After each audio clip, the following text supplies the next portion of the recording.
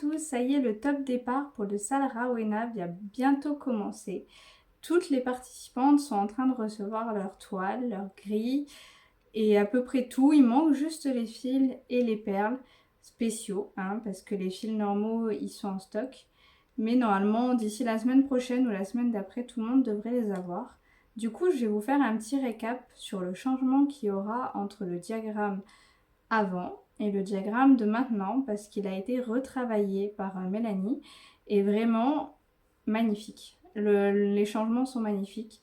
Je vous montrerai aussi le petit cadeau qui a été offert à toutes les participantes et aussi toute la préparation que j'ai faite pour démarrer le sal. Je vais profiter de cette vidéo pour vous expliquer aussi comment je prends le milieu de la toile. Parce que oui, le sal commencera au milieu pour être sûr de bien centrer la broderie au centre de la toile, sachant qu'elle est quand même assez grande, et éviter d'être trop juste en fait sur les bords de la toile. Les toiles qui sont vendues sur le site Chibi-Our ne sont pas surfilées. Alors personnellement, je ne surfilerai pas ma toile. Mais si jamais vous voulez démarrer votre sal sereinement, vous pouvez la surfiler ou mettre du scotch de peintre ou ce genre de choses. Il n'y a aucun problème, vous pouvez préparer votre toile en avance. Moi, je ne le fais pas parce que quand je mets sur mon Q-Snap, en fait, j'ai très peu de perte de toile. Du coup, je ne m'embête pas en fait à surfiler la toile. Les étapes seront données en fonction de la taille des étapes que je vais faire. Il faut savoir que la première est assez rapide, mais il y a beaucoup de contours. Du coup, je la prépare sur 2 semaines. Il y en a d'autres qui vont être beaucoup blocs, beaucoup de remplissage et très peu de contours. Du coup, je vais les prévoir sur des périodes courtes, comparé à d'autres où c'est qu'il va y avoir beaucoup de film italique, beaucoup de contours, que je vais prévoir sur plusieurs semaines, 2, 3, 4 semaines, pour que tout le monde ait le temps d'avancer à son rythme. Il faut savoir qu'un sal n'est pas une épreuve de vitesse. Donc, je donne un rythme. Les gens arrivent à suivre ou non. J'espère que tout le monde arrivera à suivre avec les étapes que j'ai faites. J'ai essayé d'être assez large, on va dire, et ça finirait vers fin avril.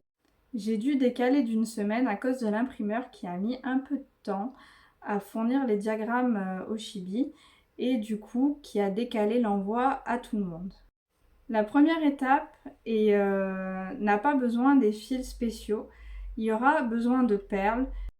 Je conseille de mettre les perles à la fin, sauf si vous avez un Q-Snap de la taille de la broderie ou si vous utilisez un métier à broder ou si vous utilisez quelque chose comme ça pour éviter d'abîmer vos perles en fait si vous devez bouger votre tambour ou votre Q-Snap.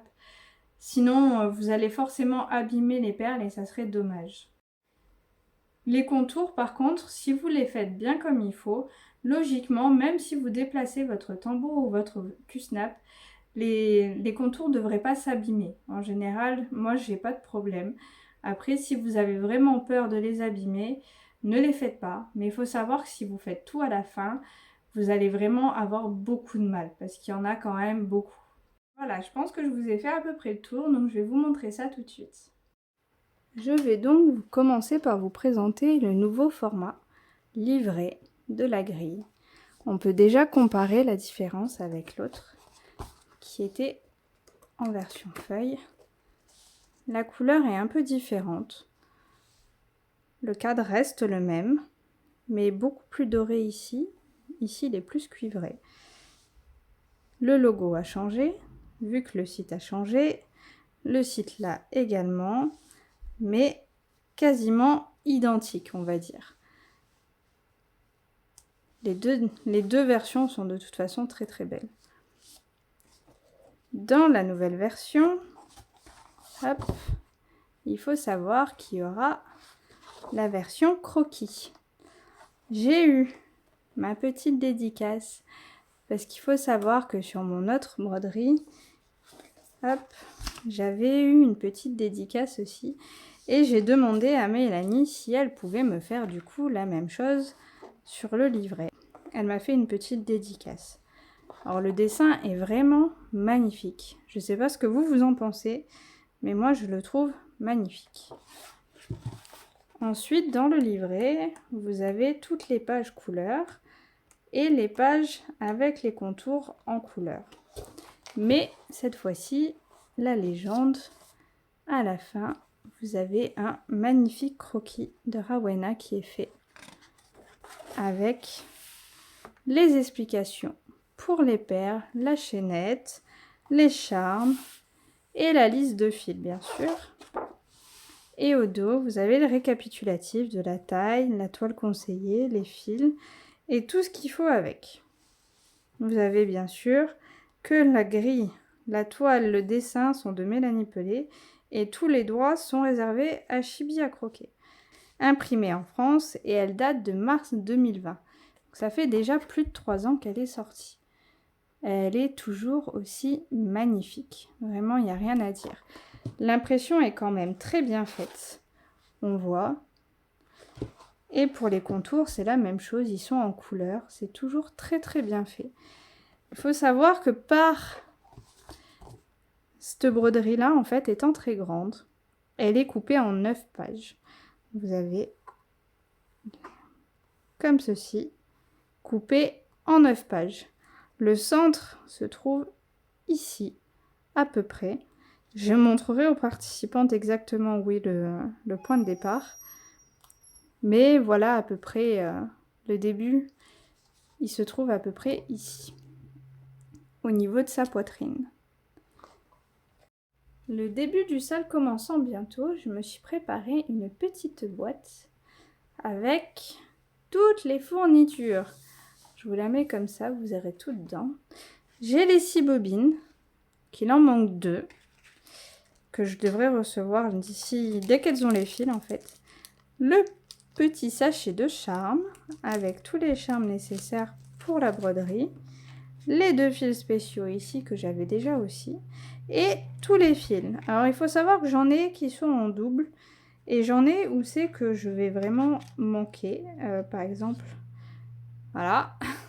On voit que c'est la fin du bout. J'en ai d'autres où c'est que c'est vraiment limite. Mais j'ai pas mal de stock, donc je sais que il n'y a pas de problème. Et en dernier, j'ai mis les 3 petites boîtes de perles ici. Voilà. Comme ça, tout est prêt. Dès que je reçois le feu vert, que j'ai donné les premières étapes, c'est parti pour démarrer. Je profite donc de cette vidéo pour vous expliquer comment je trouve le centre de ma toile. Alors, il faut savoir que sur les toiles Chibi Aour, là, c'est Chibi Stitch parce que je l'avais acheté à l'époque. Cette partie-là, il ne faut pas la compter quand on compte. Et ici, on peut voir que c'est une partie qui est rigide. C'est pas une partie qu'on brode. On voit bien les trous juste après. Mais cette partie-là, il faut également l'enlever. Donc, vous avez 2 solutions. Soit vous la pliez des 2 côtés, en sachant qu'il faudra enlever cette partie-là et cette partie-là. Donc, vous pliez les parties à enlever de chaque côté. Et ensuite, vous trouvez le centre. Moi, je trouve cette technique un peu pénible quand il faut enlever des parties. Quand la toile est vierge, il n'y a pas besoin. Mais quand elle n'est pas vierge, c'est embêtant. Du coup, petit mètre, tout simplement. Je le pose à peu près au milieu de la toile. Hein. Il n'y a pas vraiment de référence. Je me mets au bord ici et au bord de l'autre côté. Et ensuite, en fonction du milieu, donc là on voit que c'est à peu près 44, on va dire 43,5. Je divise par 2. Donc ça fait à peu près 21,7, 75. Enfin même, on pourrait même dire 22, hein, c'est quasiment 44. Hein. Donc on va mettre à quasiment 22 une petite épingle. Une fois que j'ai mis mon épingle de ce côté-là, je fais la même chose de l'autre côté. Donc, bien entendu, je pose le mètre en dessous du texte. Je ne le mets pas au-dessus pour pas être justement le compter dedans. Et je descends jusqu'en bas de la toile. Hop. Là, j'ai 49,5 à peu près. Donc la moitié, ça va faire un peu plus de 25. Enfin, un peu moins de 25, pardon. Et là, je prends mon aiguille qui était au centre sur le côté et je la décale un petit peu vers le bas pour arriver plus ou moins au milieu. Là, j'ai pas pris la bonne épingle, j'en ai pris une trop longue. Mais voilà, du coup, mon centre, il se trouve ici. Pour pas m'embêter, en général, je fais plusieurs tours avec mon épingle pour la coincer et être sûre qu'elle ne bouge pas. Comme ceci. Et mon centre se trouve au niveau du premier trou. Et j'ai plus qu'à placer mon Q-snap en centrant bien au niveau de l'épingle. Et voilà. Si jamais vous utilisez une autre technique pour trouver le centre de votre toile, vraiment faites comme vous avez l'habitude de faire. Moi, j'aime bien cette technique-là parce que j'utilise souvent des toiles où c'est qu'il y a des parties à enlever, que ça soit de ce côté-ci ou de ce côté-là. Au moins, je suis sûre d'avoir exactement le centre sans avoir besoin de redéformer ma toile. Et je trouve ça beaucoup plus pratique quand même. Après, quand je la replie, je fais attention à replier autour de l'épingle et plus au milieu pour éviter d'abîmer la toile après. Et voilà, je suis prête pour démarrer mon sale. J'avais également prévenu qu'il y aurait un petit plus pour les participantes. Et le petit plus, le voici. Un magnifique aimant à aiguille à l'effigie de Rowena. Alors il faut savoir qu'il est vraiment magnifique. Je ne sais pas ce que vous en pensez, j'espère qu'elles le mettront en vente pour celles qui n'ont pas pu l'avoir. Mais en tout cas, voilà. Il est offert pour toutes les participantes du sale. Donc voilà, je dis encore un grand merci à l'équipe Chibi-Our pour avoir réussi à réunir toutes les fournitures pour faire ce sale. Elle n'avait pas beaucoup de stock, sachant que c'était une broderie qui paraît assez difficile. Et du coup, beaucoup de gens ont peur de se lancer pour la faire. Mais en vérité, elle est assez simple. Le principe est toujours le même. Et je vous montrerai dans les différents tutos comment faire pour les fils métalliques, pour les perles, pour les contours. Je vous expliquerai tout en détail au fur et à mesure du sale en fonction des avancées. C'est d'ailleurs pour ça que mon étagère est vide. Parce que maintenant, les prochaines vidéos seront vraiment uniquement sur le sale et uniquement sur des tutos. Si jamais je dois vous faire une autre vidéo que sur les tutos du sale Rowena, je vous mettrai un petit indice sur l'étagère. En attendant, ça sera vraiment que là-dessus. Pour les débutants, pour ceux qui sont un peu plus confirmés et pour celles qui ont peur de se lancer. Je ferai également un petit récapitulatif pour comment broder sur de l'étamine comparé à l'Aïda et comment faire des petits points sur de l'Aïda justement parce qu'il y en aura. Il y en a dans les yeux, il y en a dans la bouche.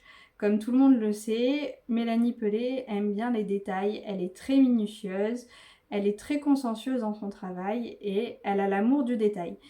Alors c'est super, mais quand on a peur de se lancer, c'est vrai que quand on voit tous ces détails, ça peut faire peur. Donc, aucun problème, je vais tout vous expliquer en détail. J'essaierai de faire des gros plans. Faut savoir que pour la toile Aïda, je prendrai une toile Aïda blanche basique parce que j'ai pris ma toile pour Rowena en étamine. Je préfère largement broder en étamine, surtout les grilles de Mélanie. Du coup, je vous montrerai quand même ce que ça donne sur de l'Aïda quand on fait des petits points, des 3/4 de points et ce genre de choses. En tout cas, merci beaucoup d'avoir suivi cette vidéo, j'espère qu'elle vous a plu et je vous dis à très vite pour de prochains tutos. Ciao ciao!